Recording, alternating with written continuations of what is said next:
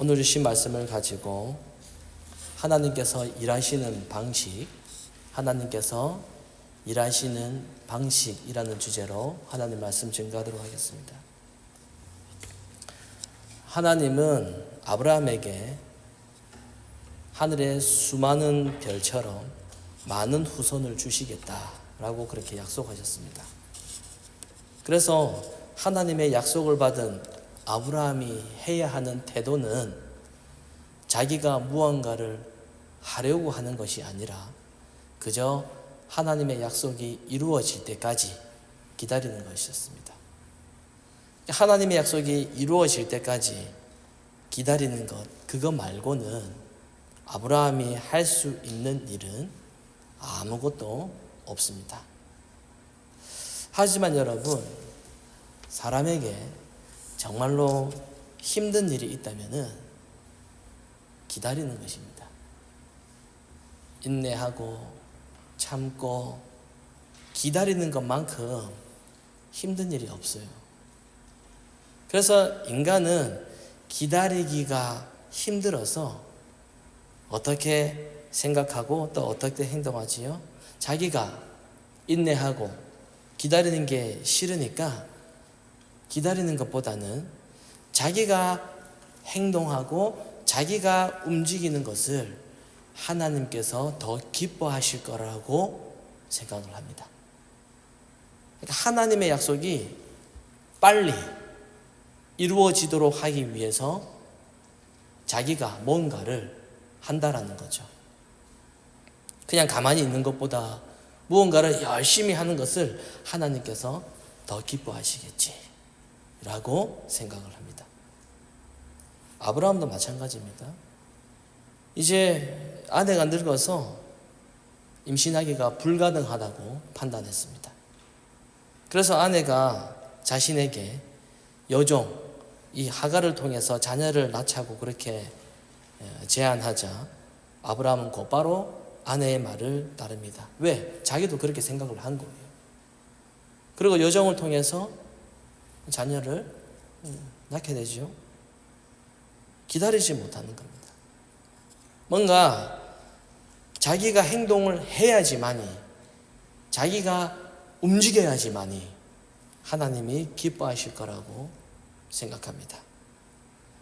어쩌면 자신의 그 행동을 통해서 하나님께서 약속하셨던 그 하나님의 약속이 나의 행동으로 더 빨리 이루어질 수 있을 거라고 생각을 했을지도 모릅니다.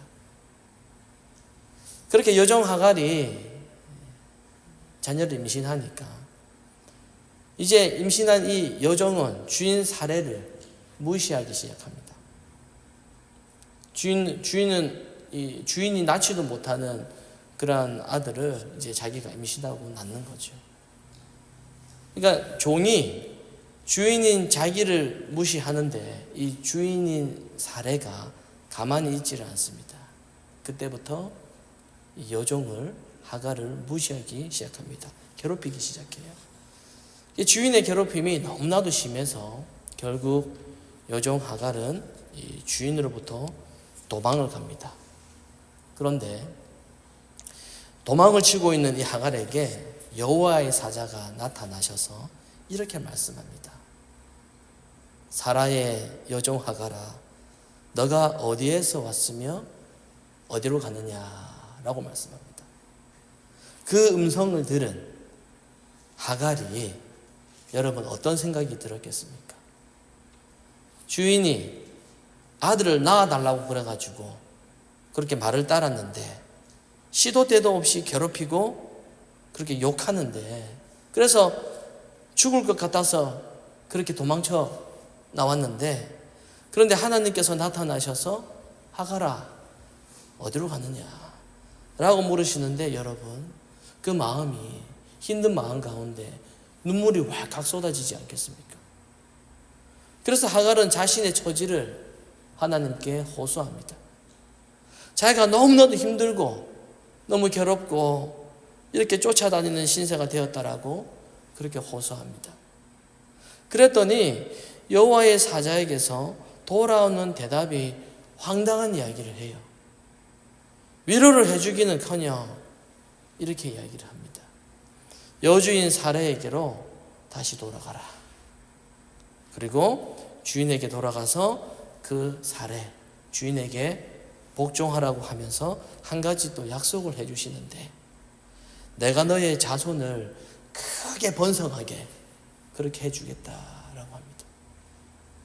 자, 여러분, 지금 이 약속은 이미 하나님께서 예전에 아브라함에게 하셨던 그 약속과 똑같습니다.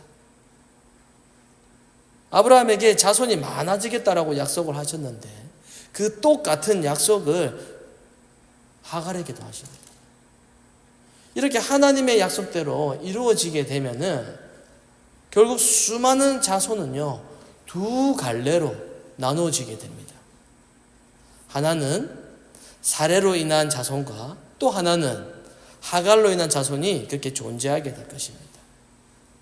하지만 이 둘은 서로 다른 점이 있습니다. 하갈로 인한 후손은 어떤 후손입니까? 아브라함의 사례가 하나님의 약속을 기다리지 못하고 자기들의 방식, 인간적인 방식을 사용해서 생겨난 자손이고, 사라의 후손은 아브라함과 사례가 기다리지 못한 그 불신앙에도 불구하고 하나님께서 직접 이루셔서 생겨난 자손입니다. 이렇게 서로 다른 것이죠.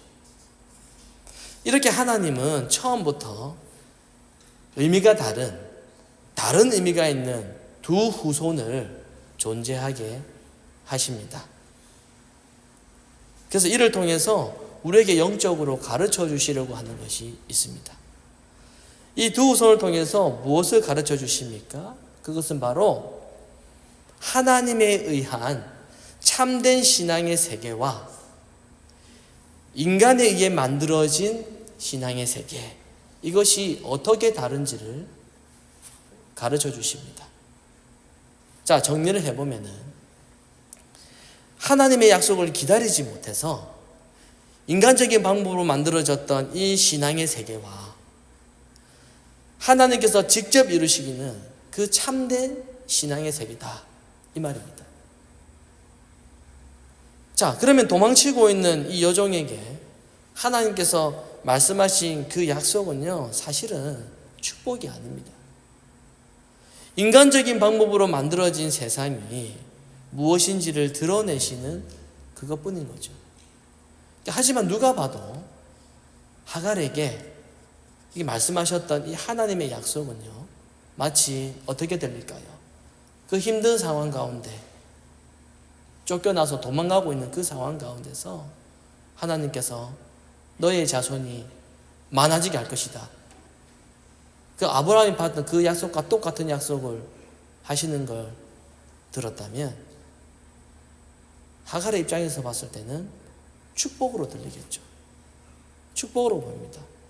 아브라함에게 하신 약속과 똑같거든요. 그리고 하갈이 낳은 아들의 이름이 이스마엘인데 그 이름의 뜻도 고통을 들으셨다, 이 뜻입니다. 그러니 당연히 하갈의 입장에서는 하나님의 약속에 대해서 어떻게 생각을 하게 되겠습니까? 주인에게 쫓겨나서 갈 데 없는 처지에 놓여있는 이 상태인데 이렇게 자신이 힘들 때 자신을 도우시고 또 때마침 자손에 대한 약속도 하시니 당연히 자신을 보살피시는 하나님, 자신을 도와주시는 하나님, 나를 위로하시는 하나님을 만났다라고 생각을 했고, 그로 인해 이제는 하나님을 자기 편으로 생각을 하는 겁니다.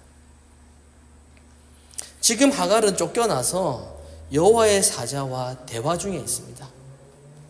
억울한 상태인데 하나님께서 자손이 많아지게 해주겠다라고 하니 이 본인 입장에서는 당연히 하나님은 이제 나의 편이다 라고 생각을 했을 겁니다. 어느 한 교회에서 담임 목사님이 계시지 않아서 담임 목사님을 청빙을 하게 되었는데 최종 후보로 두 분이 선정되게 되었습니다. 그래서 설교를 들어보기 위해서 한 분씩 또 한 분씩 이렇게 초청해서 설교를 듣고 인터뷰도 진행을 하였습니다. 자, 두 분이서 설교를 돌아가면서 이렇게 하니까는 성도님들의 생각이 나뉘어지게 된 겁니다. 그래서 한 부류는 처음에 오셨던 이 목사님이 마음에 들고, 또 다른 한 부류는 두 번째로 설교하러 오셨던 다른 목사님이 마음에 드는 겁니다. 여러분 어떻게 해야 됩니까? 이런 상황 가운데 딱 50대 50은 아니겠지만 60대 40 이렇게 나눠줄 수 있잖아요. 한 부류는 첫 번째 목사님, 또 한 부류는 두 번째 오신 목사님. 마음이 나눠지는 거예요. 그래서 투표를 하겠지요. 그러나 이 투표하기 전까지는 아주 열심히 기도합니다. 무엇을 기도합니까? 우리 교회에 좋은 담임 목사님 오시도록 그렇게 기도를 하겠지요. 그리고 또 하나는 자기가 좋아하는, 자기 스타일에 맞는, 자기에게 맞는 그런 목사님이 오실 수 있도록 열심히 그 두 부류가 함께 새벽마다 금요일마다 기도합니다. 그래서 공동후회하는 날이 되어서 투표를 하게 되었는데 두 분이 결정될 수는 없잖아요. 그래서 한 분이 결정되었습니다. 그 결정된 그 목사님을 원했던 그 한 부류가 박수치고 난리가 났습니다. 왜 그렇죠? 기분 좋기 때문입니다. 자신들이 원하는 목사님이 되셨으니까 얼마나 기분이 좋겠습니까? 그래서 그들은 다 함께 한 목소리로 외칩니다. 하나님은 역시 우리 편이야. 여러분, 다른 목사님을 지지했던 부류는 사탄입니까? 그럼 적군이에요? 그것 때문에 싸우거든요. 아니라고는 하지만은 내심 하나님은 우리의 기도를 들어주셨기 때문에 우리 편이야, 이렇게 생각을 하는 겁니다. 여러분, 우리도 자유롭지 못합니다. 내가 힘들고 내가 어려울 때 나를 도와주시면은 하나님은 내 편이라고 그렇게 생각을 합니다. 여러분, 지금 이 말씀의 이 상황 속에서 하나님은 누구 편입니까? 하나님은 사레의 편입니까? 아니면 여종 하갈의 편입니까? 처음에는 주인 사레에게 하나님께서 말씀하시죠. 자손이 많아지게 해준다라고 해가지고 사레의 편인 줄 알았는데 또 지금 보니까 하갈이 자녀를 낳고 또 나타나셔가지고 하갈에게 자손이 많아지겠다라고 그렇게 말씀하시잖아요. 이 둘의 공통점이 뭡니까? 사레와 하갈의 공통점이 뭡니까? 서로 자기에게 그렇게 약속했다라는 거예요. 하나님은 내 편이라고 생각을 하는 겁니다. 둘 다 그렇지 않겠어요? 여러분, 하나님이 누구 편입니까? 하나님은 사레의 편도 아니고 하갈의 편도 아니에요. 하나님은 누구 한 사람의 편이 아닙니다. 신자의 편이라고요? 성도의 편이라고요? 누구는 교회 안 다닙니까? 다 교회 다니는데 누구 편입니까?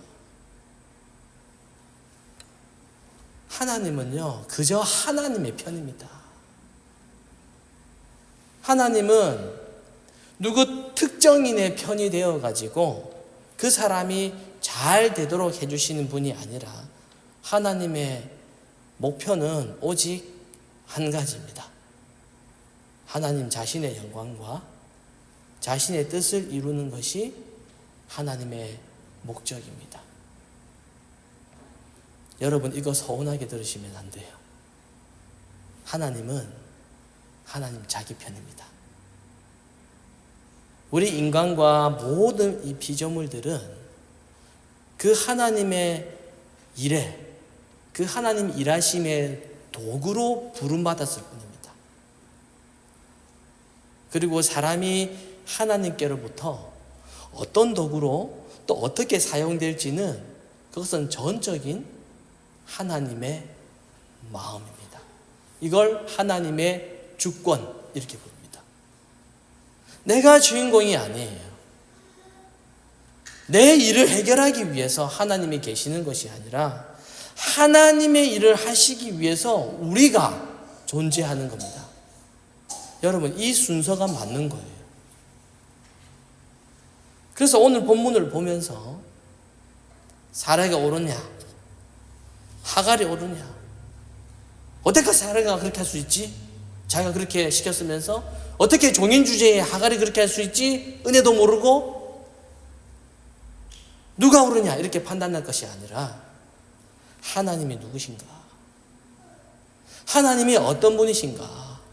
말씀을 보면서 하나님은 왜 이렇게 하시고 왜 우리에게 주시는 여기에 대한 영적인 메시지가 무엇인가? 여기에 초점을 두어야 되겠죠. 하나님은 지금 하갈에게 다시 주인에게 돌아가라고 이야기를 하십니다. 주인에게 돌아가면 어떻게 되겠습니까? 도망 나왔는데 다시 돌아가면 제가 말씀드렸죠. 사례가 보통 여자가 아니라고 맞아 죽어요. 만약에 하나님께서 정말로 하갈의 고통을 정말 하나님께서 들으셨다면은 하갈에게 뭐라고 말씀하셔야 됩니까? 다시 주인에게로 돌아가라고 하면 안 돼요. 그것보다 주인을 피해서 안전한 곳에 편안하게 살 수 있도록 도와주시는 것이 맞습니다. 그래야 서로 좋잖아요. 그런데 하나님은 하갈에게 다시 그 지옥 같은 주인에게로 다시 돌아가라고 하시고 돌아가서도 주인에게 복종하라고 말씀하십니다. 여러분, 이게 무슨 고통을 들으신 겁니까? 이것을 어떻게 이해를 해야 될까요? 이것을 보면은 하나님은 하갈의 편이 아니에요. 자, 그렇다면은 사례를 한번 볼까요? 사례는 인간적인 생각으로 자기 방식으로 아기가 임신이 되지 않자 여종 하갈을 통해서 아들을 낳게 했습니다. 그리고 하갈이 자기를 무시했어요. 그래서 결국 사례는 하갈을 괘씸해가지고 괴롭혔고 결국 하갈은 도망갔습니다. 사례가 어떤 생각을 했을까요? 이 버릇없는 여종이 감히 나를 무시해? 지금까지 내가 어떻게 해줬는데 이렇게 생각을 했겠죠.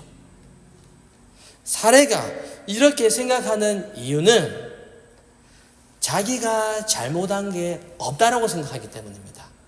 나는 아무런 잘못한 게 없어. 저 여자가 문제야. 그렇게 생각을 하고 있거든요. 사례는 하갈이 저렇게 도망을 가도 아직까지 자기에게는 아무런 문제가 없다라고 생각을 하고 있는 겁니다. 나는 최선을 다했고 나는 이 여종에게 잘해줬을 뿐 저 여종이 문제라고 그렇게 생각을 합니다. 여종에게 분노심을 가지고 저주하면서 너가 어떻게 그럴 수 있냐? 다시 내 손에 한번 잡히기만 해봐라. 이를 갈고 있지 않겠습니까? 여러분, 하나님이 이렇게 인간적인 방법으로 사용하는 인간적인 생각을 하고 있는 사례의 편에 계실까요? 너 잘하고 있다 그래. 내가 처음에 니한테 약속했으니 그래 잘하고 있다. 나 너 편이다. 이렇게 말씀하실까요? 사례 편입니까? 지금 이러한 상황에서 하나님께서 하갈에게 다시 주인 사례에게로 돌아가라고 하십니다. 이유가 무엇입니까? 사례 자신의 모습을 보게 하시는 겁니다. 하나님의 약속을 받았던 자기가 하나님의 약속을 온전히 신뢰하지 않았다라는 것을 깨닫게 하시려고 이 하갈을 도구로 사용하시는 겁니다. 그렇게 해서 하나님은 지금까지 인간적인 방법을 사용한 이 사라의 잘못을 드러내시는 것이고, 그렇게 인간적인 방법을 사용해도 그럼에도 불구하고 하나님의 약속은 하나님이 직접 이루어 가신다, 이것을 보여주시는 것입니다. 여러분, 하나님께서 말씀하지 않는 방법은, 하나님께서 시키지 않는 방법은 하나님을 도와드리는 것이 아니라 오히려 걸림돌이 되는 것입니다.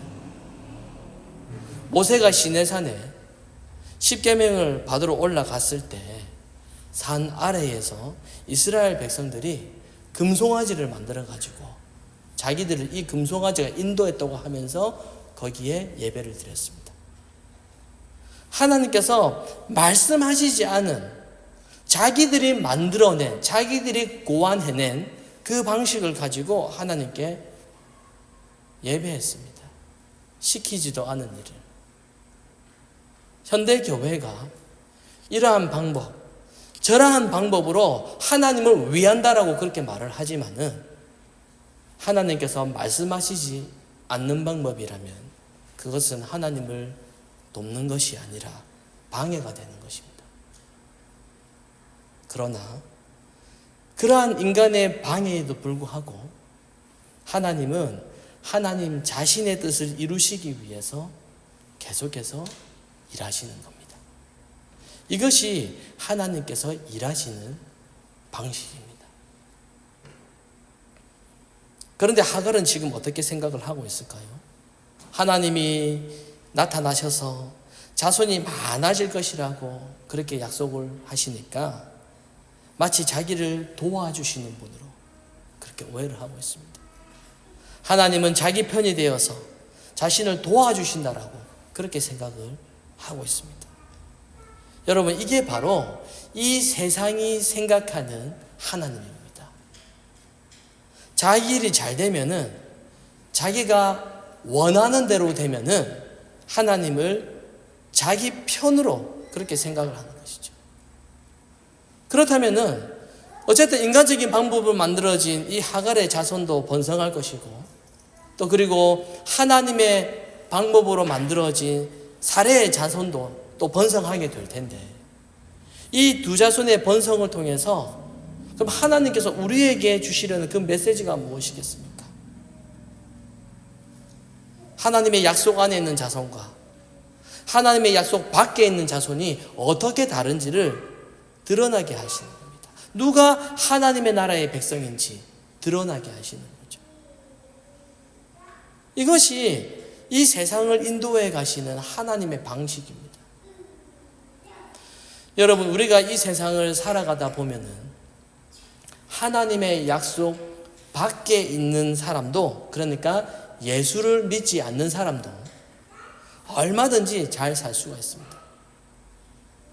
예수 믿지 않는 사람도 얼마든지 부자가 되고, 예수 믿지 않는 사람도 얼마든지 건강하고, 또 자식도 잘 되고, 하는 일마다 다 잘 풀리는 것 우리가 많이 볼 수 있습니다. 반면에 내가 보기에 저 사람 참 하나님을 잘 믿는 것 같은데, 하나님을 잘 믿는 자녀들은 고통을 겪기도 해요. 하는 일마다 잘 안 됩니다.